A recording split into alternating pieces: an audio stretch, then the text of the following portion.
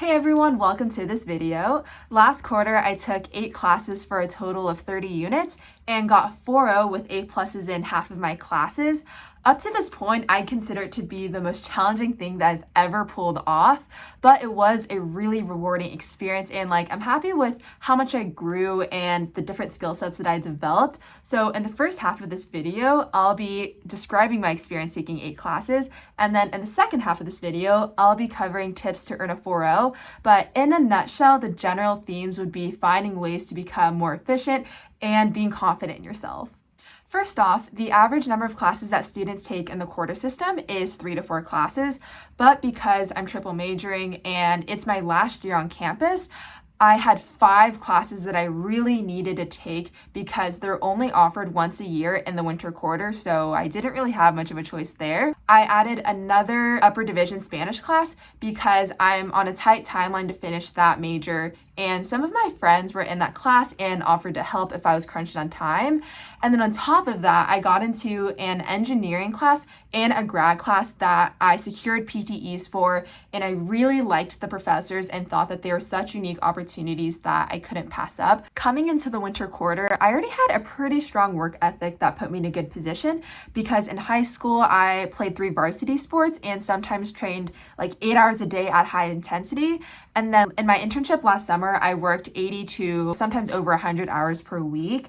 But in both of those experiences, I was surrounded by other people in the same boat or who I could lean on a bit. Whereas for classes, they're largely an individual performance, aside from those occasional group projects. Ethically, you're the only person who can take your exams, and if you bomb a midterm and are at the bottom of the curve, it makes it really hard to bounce back after that. So with 8 classes, the pressure multiplied, and it felt like I was in an isolated pressure cooker for 11 weeks. In general, I had so much work that it felt like I was perpetually behind. In the first 4 weeks of the quarter, I went to bed in the 3 to 5 a.m. range every single night, including weekends. And even then, it wasn't enough because I consistently would fall asleep knowing that I had work to do the following morning because I wasn't able to catch up. It's actually really hard for me to imagine a time when I caught up on everything. The main reason why my classes were so challenging was that they were very reading intensive and tested on it in some way. Skimming the readings wouldn't have been enough to pick up on a lot of the complex theories that were in the curriculums, and I also needed participation points in my discussion sections. The craziest point was when I got assigned 800 pages of reading due within a week. And at that point, I wanted to drop my classes so badly, but I just grinded through it. And then after that, it became a bit more doable because I averaged 200 to 500 pages of reading assignments per week. My physical health was pretty decent because I did a lot of walking around campus, and I tried to squeeze in 30-minute workouts as my study breaks. And then all of my classes were back to back, which was pretty convenient in terms of logistics, but then this meant that I only had 10 minutes in between each class, and on longer days this is really difficult because 10 minutes is not enough time for me to squeeze in a full meal as I'm walking to class, so I'd usually end up just eating a bar. But Tuesdays were pretty bad for me because I had class from 10 a.m. to 9:30 p.m.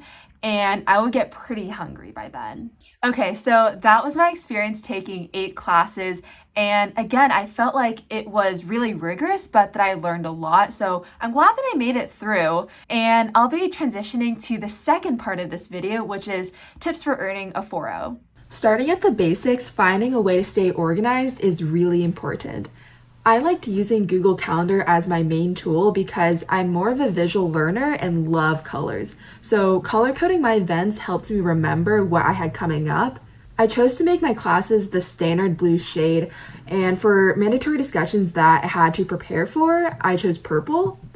For office hours, I made them gray to indicate that they were optional, and red represented any deadlines, appointments, exams, or urgent things in general. Even though my schedule was overwhelming, I at least felt happy looking at my Google Calendar because the colors brightened my mood. As for the inputs, I created events for my class times through the recurring feature and included the Zoom links or physical locations in the descriptions, which saved me from having to log into UCLA's portal every time. I then went through all of my classes' syllabuses and added the deadlines for assignments. Whenever something was due, I'd set a 1 hour block leading up to the deadline, so if I forgot about it, I'd still have an hour to work on it before a hard stop. For this week's Friday, you can see that I had 2 deadlines at 2 p.m., so I blocked out 1 to 2 p.m. on my calendar. I also liked using Google Calendar to keep track of when my midterms and finals were because it allowed me to, 1, brace myself, and 2, prepare in advance. So when I added all of my midterms and saw that I had 3 of them in this 1 week, I knew that it was going to be tough and allocated certain days and timeframes to study in advance and make sure that I could cover everything. Establishing a structure will help you become more efficient, especially if you're juggling assignments from multiple classes. This might be different for some people, but I personally found that switching between assignments without completely finishing them was inefficient because it took more brain energy to keep reorienting myself to different subjects. So what ended up working well for me was establishing a weekly order in which I'd complete assignments based on my class deadlines, a lot of which were recurring. I think that understanding your strengths and weaknesses is really important. So like, for example, because I had deadlines for my other classes and got pushed back a lot, I only finished the readings for my hardest international development class 36 hours before the midterm.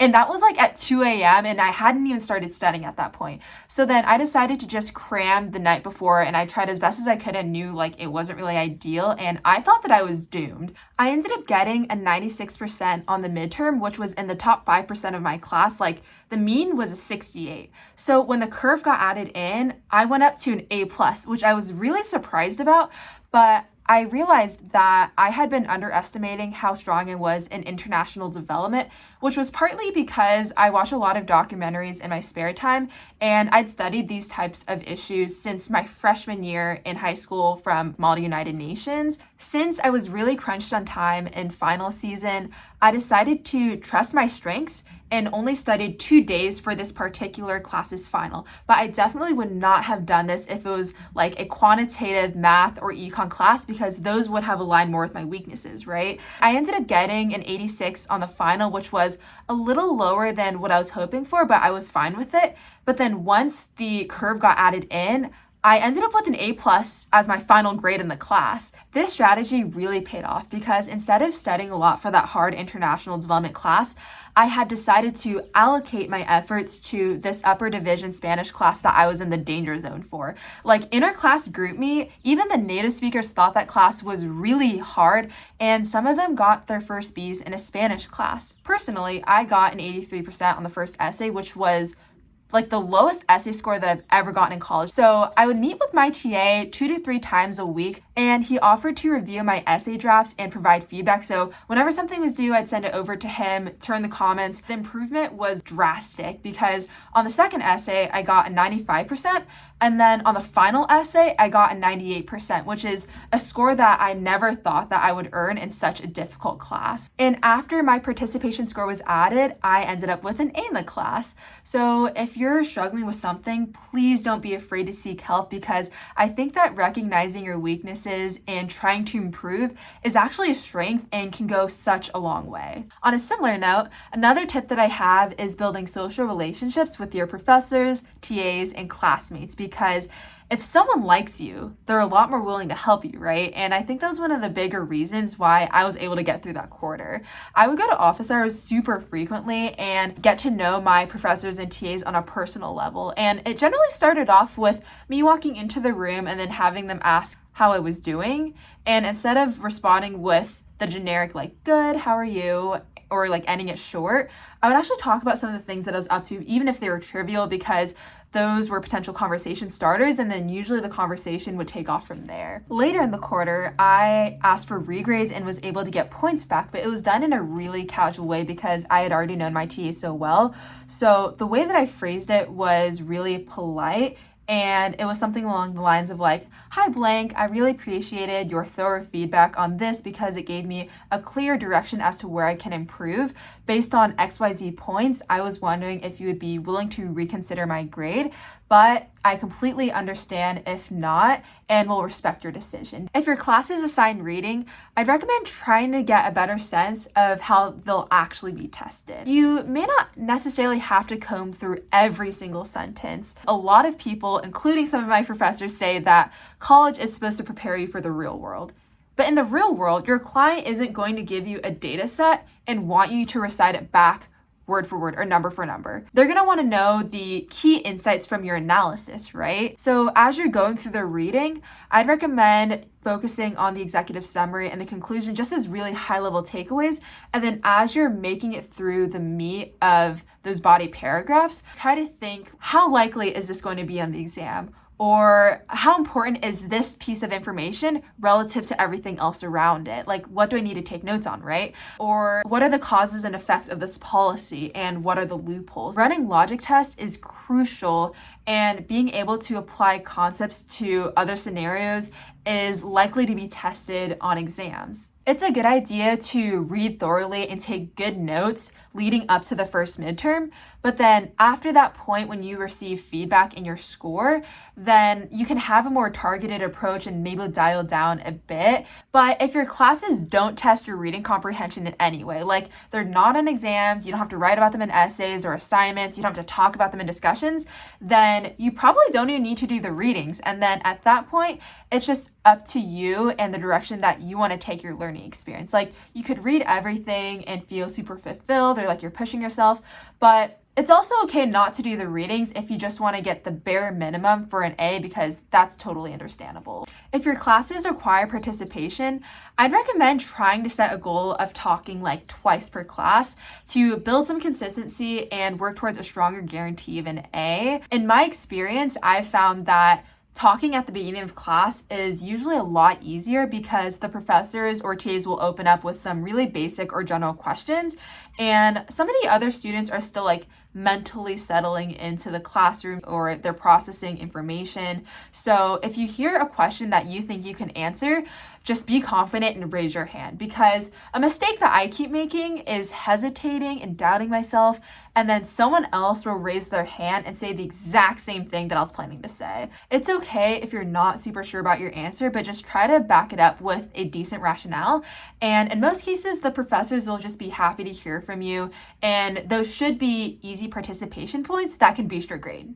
Those were all of my tips, so thanks for making it to the end of this video. As a closing note, I know that taking a lot of classes can be intimidating, but having a strong mentality and believing in your abilities can make a huge difference.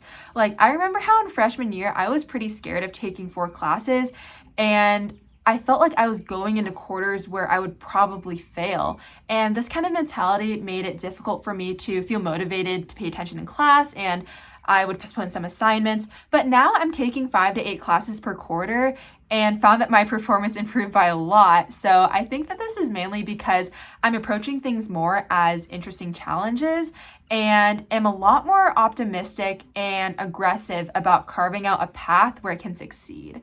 So I hope that sharing my experience and tips in this video was helpful. And if you liked this video and want to see more content, be sure to subscribe, and I'll see you next time.